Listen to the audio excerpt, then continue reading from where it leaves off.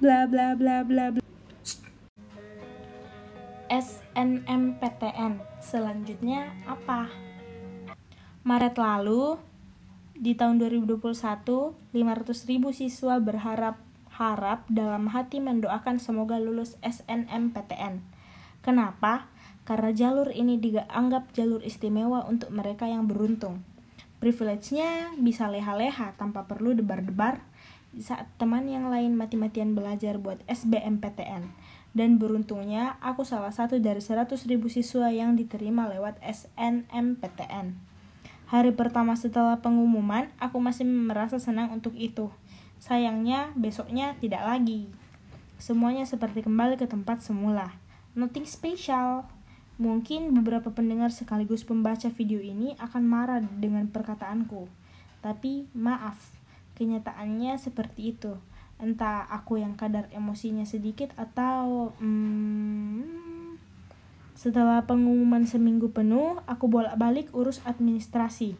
Mulai dari cetak formulir, isi biodata, ke rumah sakit tes urin untuk dapat surat keterangan bebas narkoba, mengacak lemari untuk cari kartu keluarga dan KTP, ke studio foto, sampai bagian yang paling tidak kusukai yaitu ke sekolah untuk melegalisasi fotokopi raport. Aku sangat-sangat tidak menyukai bagian itu.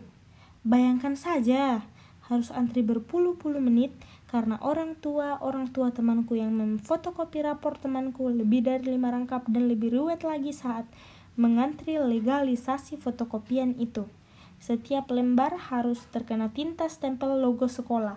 Alamak, banyak kali. Secara singkat seperti ini. Kita diminta menyetor sampai semester 5. Dan tiap semester ada 4 lembar, yaitu nilai pengetahuan dan penalaran. 4 dikali 5 sama dengan 20. Ditambah bagian biodata jadi 21. Kalau tiap orang tua memfotokopikan minimal 5 rangkap, jadi 5 kali 21 sama dengan 105. Dan seingatku ada 5 orang tua yang mengantri di depanku. Jadi aku harus menunggu 105 dikali 5 sama dengan 525. Halaman selesai distempel dan garis bawahi itu dilakukan manual. Well, mari lupakan bagian administrasi yang memusingkan itu. Karena lewat jalur apapun tentu akan mengurus administrasi seruet ini. Semua penikmat video ini pasti pernah berada di posisi menang dalam kompetisi. Entah juara 1 dalam apa, atau ranking 1 di sekolah, atau menjadi anak kesayangan guru, atau apapun itu yang membuat kalian merasa diistimewakan dibanding lainnya. Aku pernah berpikir begini, sejujurnya berada di posisi itu tidak semenyenangkan yang bagaimana. Hanya saja karena berada di posisi yang kalah itu menyedihkan dan menyakitkan. Jadi saat berada di posisi kalah, kita memenang mereka yang menang luar biasa. Sangat bahagia, sangat gembira, sangat senang. Padahal yang memang tidak mengalami hal seindah ekspektasi mereka yang kalah. Jadi kalah atau menang, lolos atau tidak untuk sebagian orang mungkin tidak terlalu penting. Yang penting prosesnya. Dan sebagian orang lainnya, proses mungkin tidak penting. Yang penting hasilnya.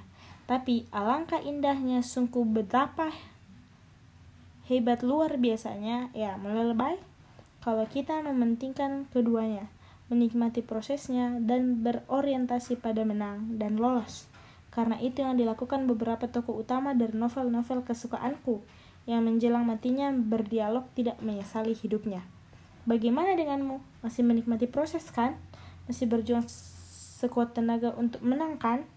Semoga beruntung SN-nya dan semangat ya yang SB. Tell us your story di kolom komen ya. Terima kasih telah menonton. See ya.